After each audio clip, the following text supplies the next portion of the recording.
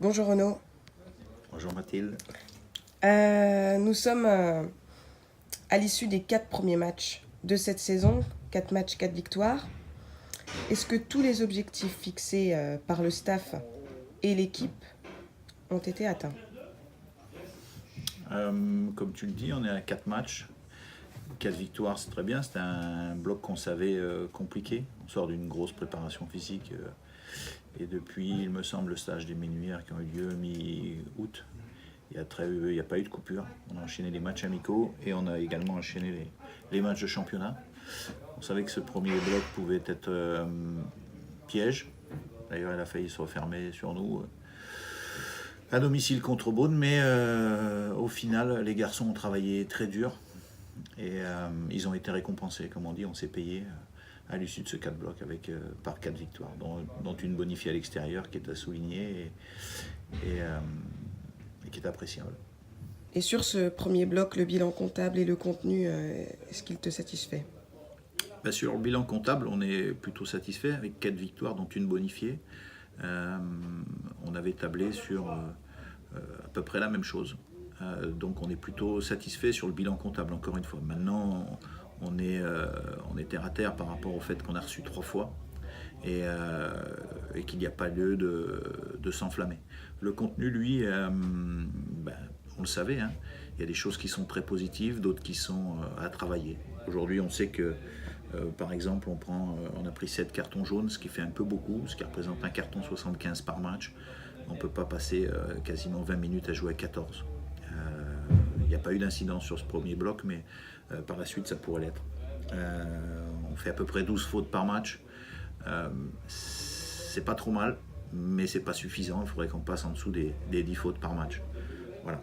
Ensuite, on a une réussite au pied qui est plutôt intéressante avec 80% de réussite au pied, dont 70 points de Jules Soulan.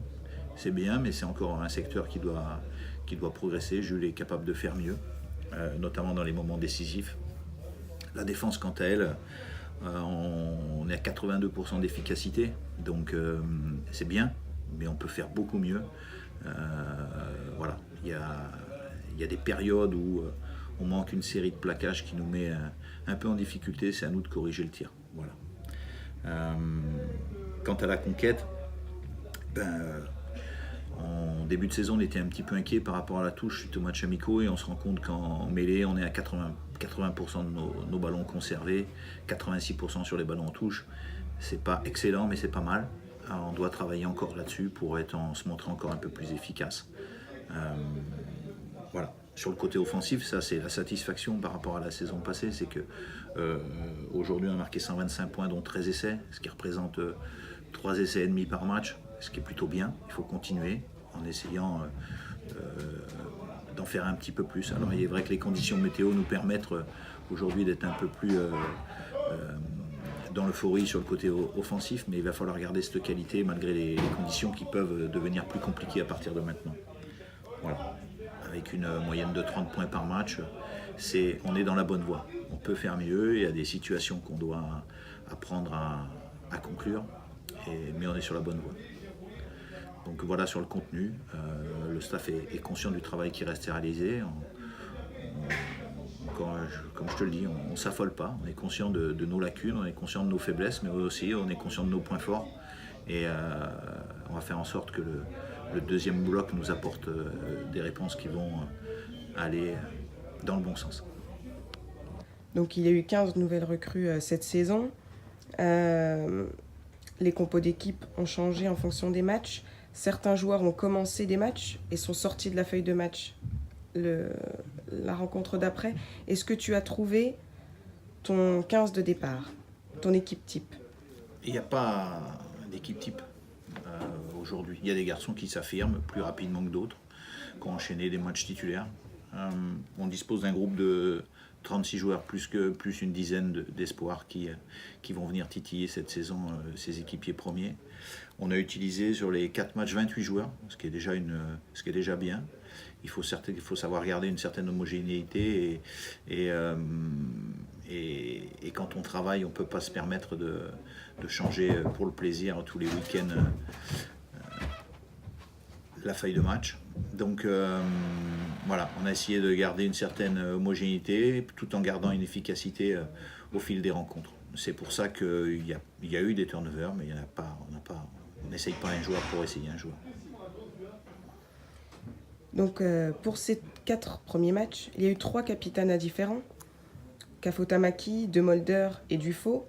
Est-ce que c'est pour avoir plusieurs capitaines pour cette saison, selon les entraînements, selon les matchs et les équipes que vous allez affronter, ou est-ce que vous cherchez un capitaine pour cette équipe?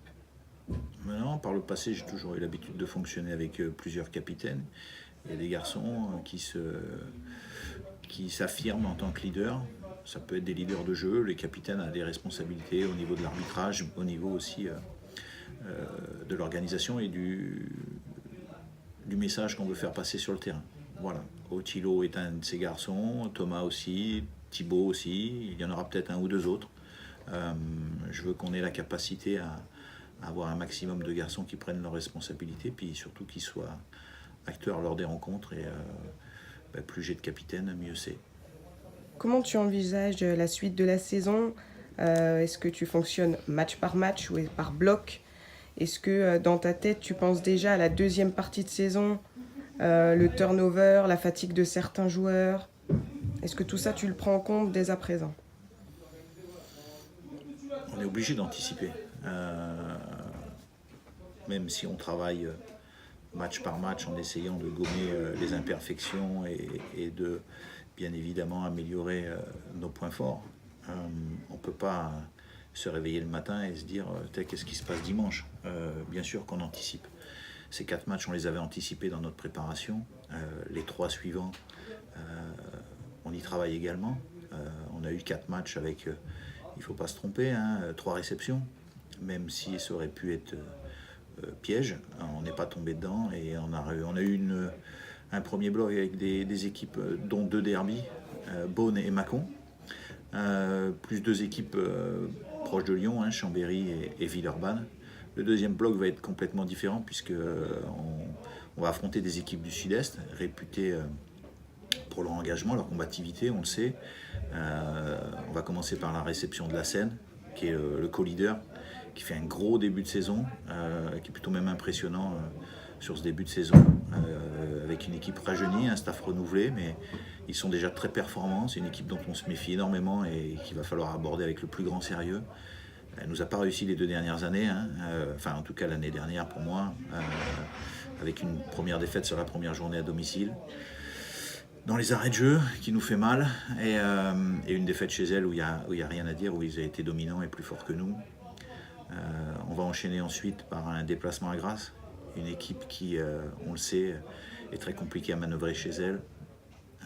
On va faire en sorte de l'aborder au mieux. Et on va terminer ce deuxième bloc par la réception de Bédari, une équipe qu'on ne connaît pas, mais qui est aujourd'hui championne de France de Fédéral 2, si je ne me trompe pas. Et forcément, dans l'euphorie de cette grosse saison qu'ils ont effectuée la saison passée, et je vois le dernier résultat qu'ils viennent de faire contre Vienne, nous démontre, ou nous montre en tout cas qu'ils ont tout à pas approuvé, mais en tout cas ils se sentent bien dans cette division de Fédéral 1 et là encore ça va pas être facile. Mais voilà, on va faire comme d'habitude, on va travailler parce qu'on se rend compte que le travail a payé et le travail paye toujours et que on va pas s'enflammer, c'est pas notre style. Nous on n'est pas des ingénieurs, on est des maçons. Donc on a posé les fondations la saison passée. On a la chance d'avoir un groupe qui travaille, qui s'entraîne dur et qui est sur la même longueur d'onde que le staff. Et on est très content.